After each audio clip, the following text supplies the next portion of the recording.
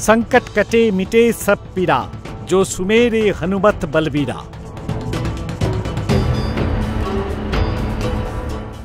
বহু বছর আগে যখন দেবতা, ঋষিমুনি, অসুর পৃথিবী আর স্বর্গের মধ্যে নিজেদের ক্ষমতার বিস্তার করছিলেন, তখন পৃথিবীতে একটা অদ্ভুত ঘটনা ঘটে।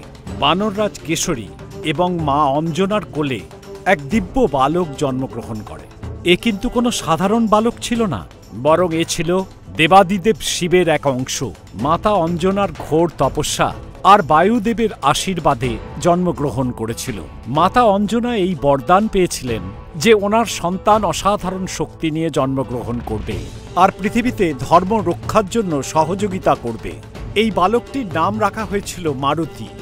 বড় হয়ে ওঠার সঙ্গে সঙ্গে এই বালকের চাঞ্চল্য, শক্তি এবং প্রশ্ন সবাইকে অবাক করে দিয়েছিল। মারুতি জন্ম থেকেই অসম্ভব শক্তিশালী এবং চঞ্চল ছিল। ও জঙ্গলে ঘুরে বেড়ানোর সময় বড় বড় গাছের ওপর উঠে পড়ত, পর্বতের ওপর চড়ত আর জলের মধ্যে অবগাহন করত। ওর প্রাণ শক্তি ছিল অসীম।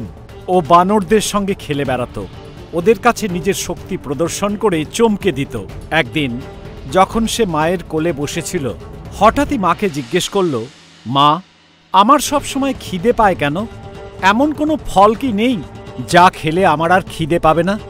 মাতা অঞ্জনা হাসতে হাসতে বললেন, শোনো, যখনই তোমার খিদে পাবে আমি তোমাকে লাল লাল পাকা ফল দেব। মায়ের এই কথাটা হনুমানের মনে বেশ ধরল।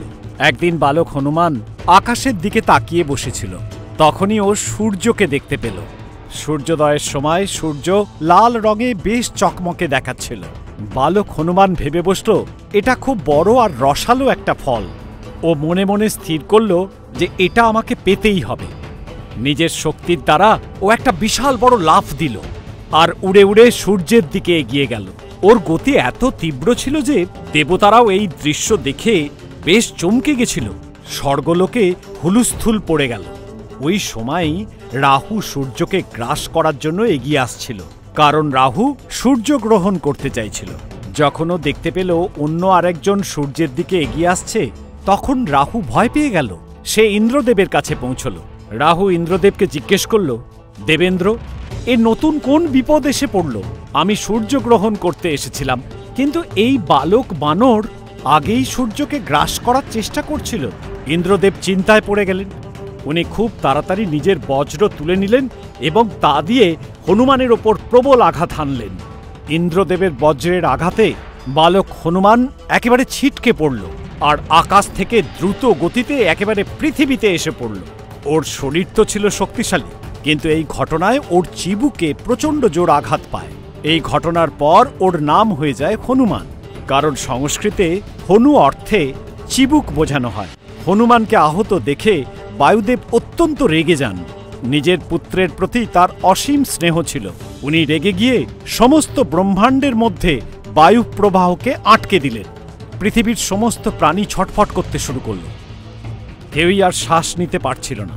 জলে, স্থলে, অন্তরিক্ষে সমস্ত প্রাণী মহা সংকটে পড়ে গেল।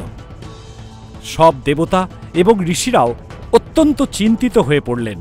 ব্রহ্মদেব নিজে গেলেন বায়ুদেবকে শান্ত করার জন্য আর হনুমানকে সঞ্জীবনী স্পর্শ দিলেন, যাতে সে দ্রুত সুস্থ হয়ে উঠল। এরপর সমস্ত দেবতা মিলে হনুমানকে দিব্য বরদান দিল। ব্রহ্মদেব আশীর্বাদ প্রদান করলেন, তোমাকে কোনো অস্ত্রশস্ত্র কিংবা কোনো মন্ত্রে তোমার কোনো ক্ষতি হবে না, তুমি অপরাজেয় থাকবে। বিষ্ণুদেব বর প্রদান করলেন, যতক্ষণ না তুমি চাইছো তোমাকে ক্ষুধা তৃষ্ণা কষ্ট দিতে পারবে না। ইন্দ্রদেব বরদান দিলেন, বজ্রের মাধ্যমে তোমার কোনো ক্ষতি হবে না, তোমার শরীর হবে বজ্রের চেয়ে কঠিন। অগ্নিদেব বললেন, আগুন কখনো তোমাকে ছুঁতে পারবে না। বরুণদেব বললেন, জলের মধ্যে তুমি কখনো ডুবে যাবে না। যমরাজ বললেন, মৃত্যু তোমাকে কখনো স্পর্শ করতে পারবে না। সূর্যদেব বললেন, আমার থেকে বেদ এবং জ্ঞানের শিক্ষা লাভ করবে আর সর্বশ্রেষ্ঠ জ্ঞানী হিসেবে স্বীকৃতি পাবে। বায়ুদেব বললেন, তুমি অপার শক্তি এবং গতির অধিকারী হবে, যাতে তোমাকে কেউ কখনো হারাতে পারবে না। এই সমস্ত বরদান পর্বের পর বায়ুদেব অত্যন্ত খুশি হয়ে গেলেন এবং তারপর ব্রহ্মাণ্ডে আবার বায়ুপ্রবাহ শুরু করে দিলেন। হনুমান এই সব শক্তির প্রয়োগ সবসময় ধর্ম, ভক্তি এবং মানুষের উপকারে কাজে লাগিয়েছেন। উনি ভগবান শ্রীরামের একনিষ্ঠ ভক্ত ছিলেন এবং লঙ্কা বিজয়ে গুরুত্বপূর্ণ ভূমিকা গ্রহণ করেছিলেন। তার ভক্তি এবং সেবা দেখে শ্রীরাম তাকে অমরত্ব প্রদান করেন। আজও হনুমানকে চিরঞ্জীবী, অমর বলে মনে করা হয়। উনি সমস্ত ভক্তের কথা শোনেন।